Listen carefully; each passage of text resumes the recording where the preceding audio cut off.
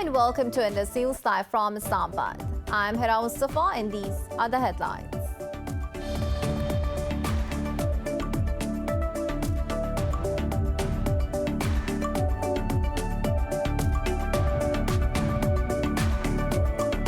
In Afghanistan, the Taliban claim to have captured 3 more districts in both Takhar and Maidan Wardak provinces.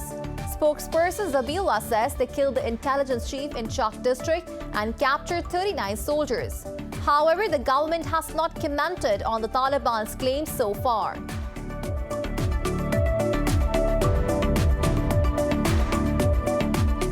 Iran says it will never hand over images from inside of some nuclear site to the UN nuclear watchdog.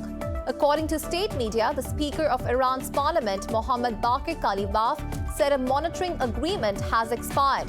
The agreement continued the International Atomic Energy Agency's collection of data on some of Tehran's activities.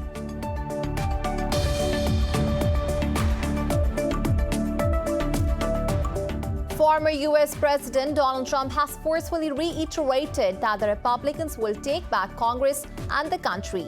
He was addressing his first rally since leaving the White House in Bulletin, Ohio. Trump repeated the claim that his defeat in the November 2020 election was marred by fraud.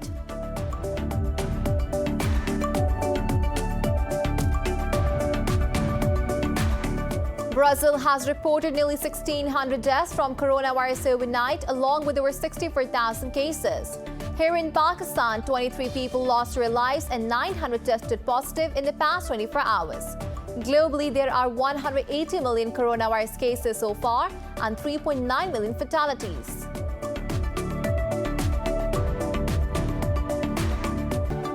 Well, those were the headlines. News in detail coming after the short break. Stay with us.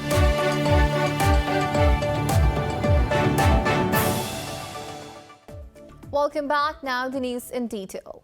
In Afghanistan, the Taliban claim to have captured 4 more districts in both Takhar, Maidan and Wardak provinces. Spokesperson Zabihullah Mujahid named Sayyidabad, Shortpay, Rustak and Chak districts. In a tweet, he said the Taliban killed the intelligence chief in Chak district and captured 39 soldiers. The group also claimed to have killed 6 soldiers in the Sayyidabad district, capturing 190 troops. Meanwhile, Kabul says the security forces have killed over 130 fighters in 6 provinces.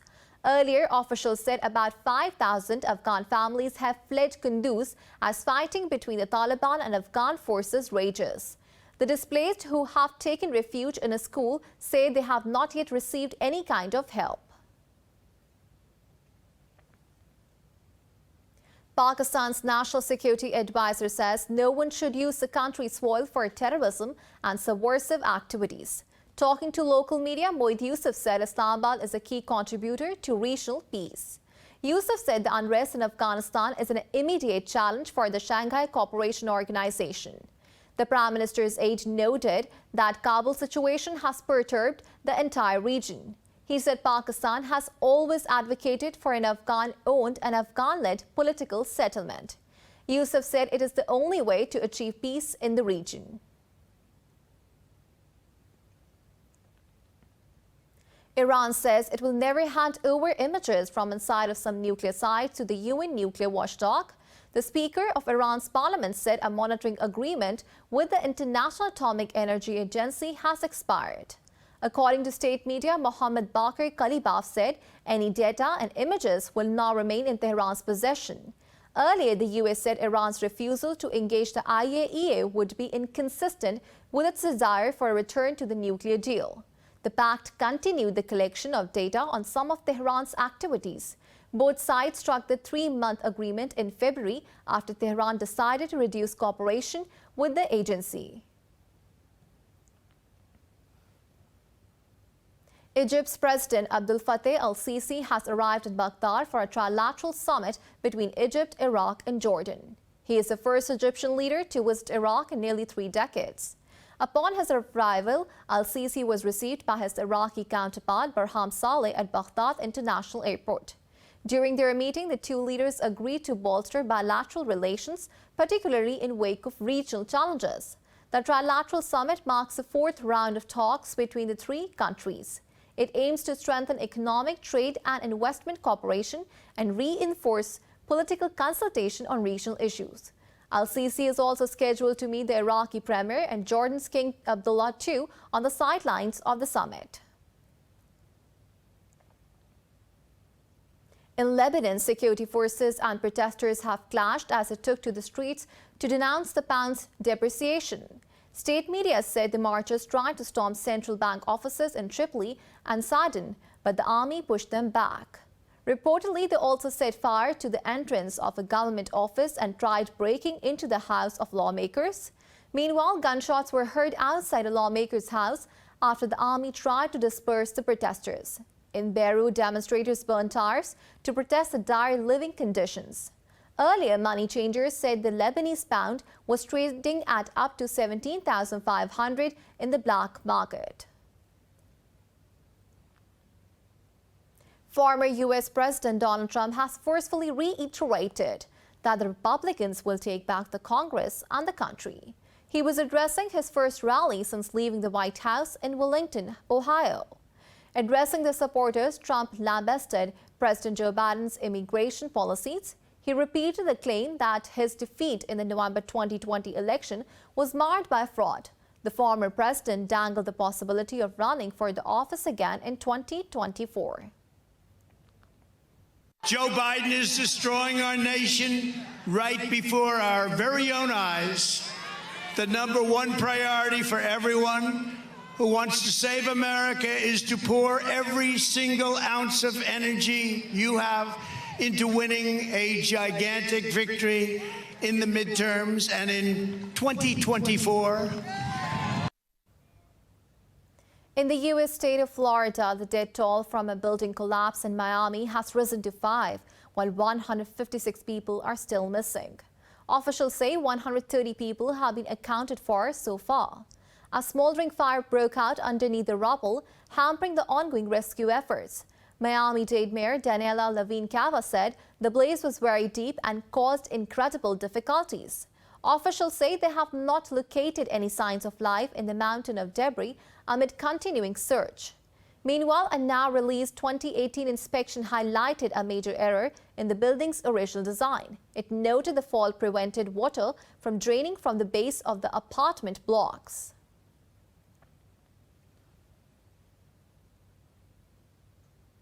Brazil has reported nearly 1,600 deaths from coronavirus overnight, along with over 64,000 cases. Globally, there are 3.9 million fatalities and 180 million infections so far. More in this report. Even with all the controversies attached to vaccines, the development did bring some hope of normalcy. But Delta and Delta Plus variants seem to be dampening that. Scientists say infections in South Africa appear to be dominated by the variant that was first identified in India. South Africa is the continent's worst affected nation, accounting for more than 40% of deaths.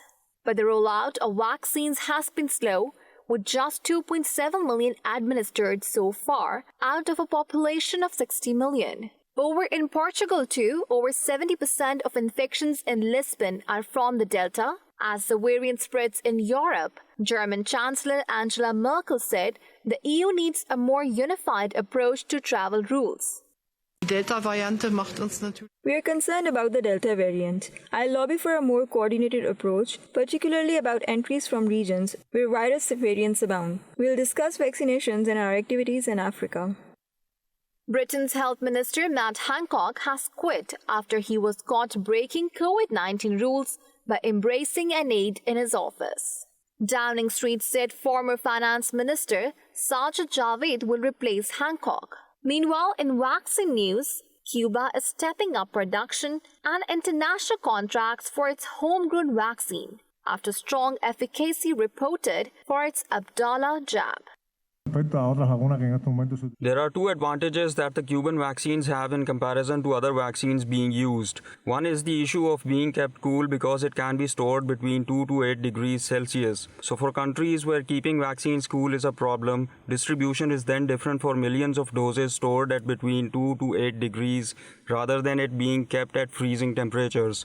Of course, it's a great advantage. Another advantage is that they will be able to have a booster dose after. Iran has produced a test batch of Russia's Sputnik V vaccine against the virus. Meanwhile, India's death toll rose by 1,258 to 395,751, while the country registered new cases overnight. Down south in Australia, Sydney began a 2-week lockdown as Delta variant cases rose to 110 in the country's largest city, while an outbreak in the northern city of Darwin prompted a hard 2-day stay-at-home order. In Pakistan, coronavirus has claimed 23 more lives over the past 24 hours. The health ministry said the nationwide death toll has surged to 22,211. The ministry said 901 people tested positive for the virus overnight. The total number of coronavirus cases is approaching 955,000. While the number of recoveries has shot past 900,000. The ministry says there are over 32,000 active cases. Meanwhile, Pakistan has administered nearly 14.8 million doses of coronavirus vaccines to date.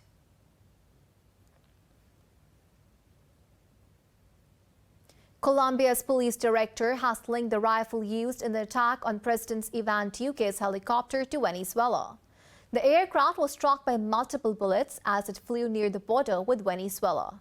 Police Director General George Luis Vargas said the authorities recovered 2 rifles, 5 magazines, and 20 shells near the scene. Talking to reporters, Vargas said a 7.62 caliber rifle had branding from the Venezuelan armed forces. Meanwhile, Bogota has offered a reward of $796,000 for information leading to the culprits. The helicopter was also carrying the defense minister, the interior minister, and the governor of Norte de Santander. In the U.S. state of New Mexico, 5 people have been killed in a hot air balloon crash in an Albuquerque neighborhood. Police said the pilot was among the dead. Officials said the balloon caught fire after being blown into power lines by the wind. The Federal Aviation Administration has started an investigation. France votes in the second round of regional elections after a record low turnout last week. The polls could shift the balance between political heavyweights vying for next year's presidential race. Last Sunday's first round proved dire for President Emmanuel Macron. His party is on course to win none of France's 13 mainland regions. But the election was also disappointing for far-right leader Marine Le Pen.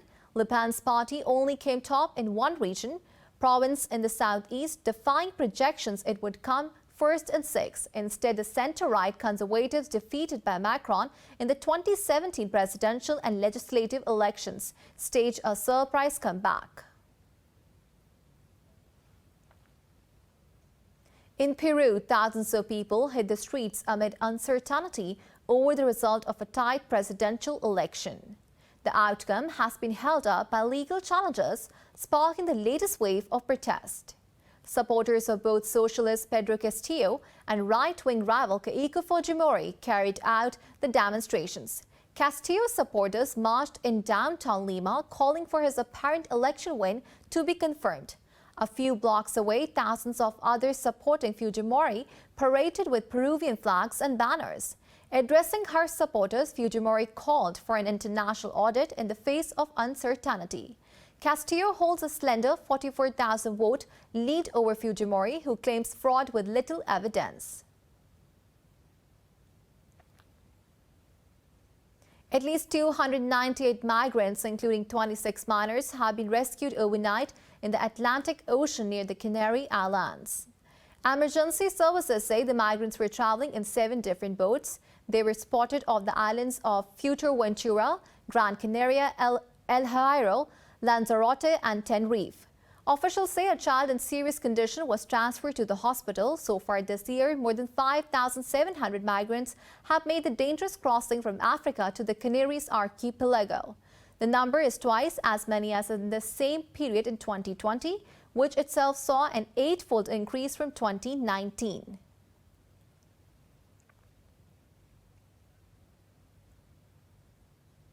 More news stories coming up after the short break. Stay with us.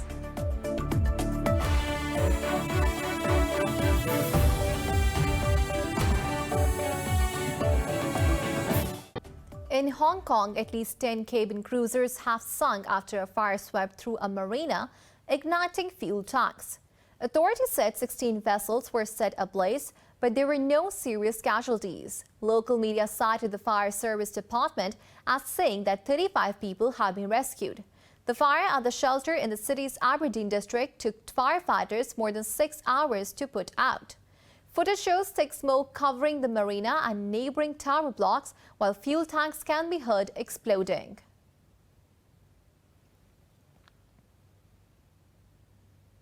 China's space agency has released videos and photos captured during the country's first Mars mission, Tianwen-1.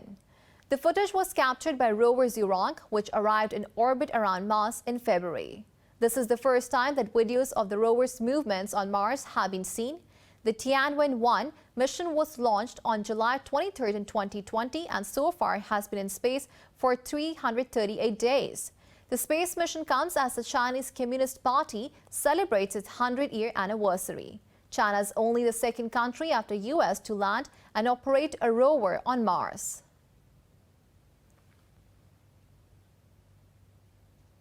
In Bolivia, an orchestra in La Paz has come up with a creative solution for music lovers. It is now offering impromptu balcony concerts for some respite from the pandemic. More in this report. Balconies have become the new performance space for Bolivia's National Symphony Orchestra after the COVID-19 pandemic forced the closure of concert halls. Passers-by were delighted by the impromptu symphony in La Paz. To forget everything with this virus that we have, this amazing symphony, it's beautiful.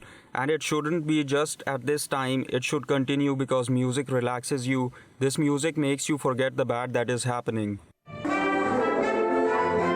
This performance is also a bittersweet occasion for the members of the orchestra who lost some of their fellow musicians to the pandemic. We are looking for creative solutions. We are doing this in the open air because of health reasons. We did this concert so as not to have gatherings. We haven't announced this concert because we don't want gatherings. This is a spontaneous way to get closer to society.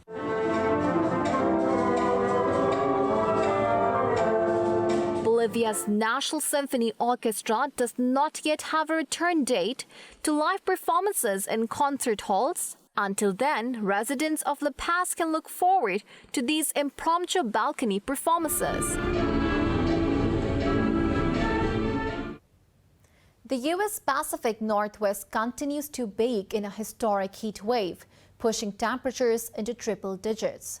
Officials have warned residents to take precautions while power companies asked users to conserve energy. The National Weather Service said all of Washington and Oregon are under an excessive heat warning. It said temperatures are expected to soar 30 degrees Fahrenheit above average across the region. The NWS warned that the dry and breezy conditions could alleviate fire weather concerns through next week. Cooling centers have been opened in the Pacific Northwest and in parts of California. Meanwhile, Seattle is also bracing for record-breaking temperatures. In the Peloponnese and Attica regions of Greece, the temperature has crossed 40 degrees Celsius as a warm air mass from North Africa sweeps the country. According to meteorological experts, the country has witnessed 4 hot days in June since 2007 as a result of global warming. The country's meteorological department has issued 3 alerts for high temperatures since June 21st. It has also urged elderly people, children, and those with underlying diseases to avoid direct sunlight. Athens' highest peak, Mount Parnita can barely be seen due to sand and dust that followed the heat wave. However, experts say the temperature is likely to cool down by 2 to 3 degrees on Monday.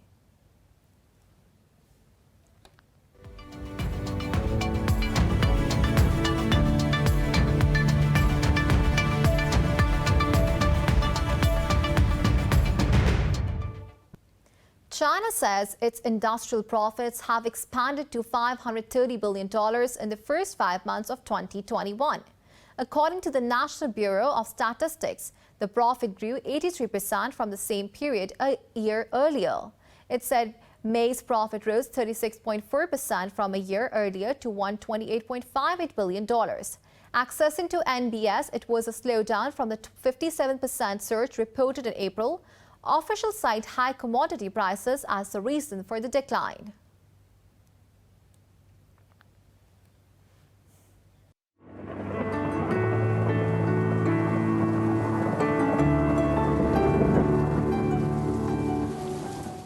Now it's time to have a look at the weather update across the globe.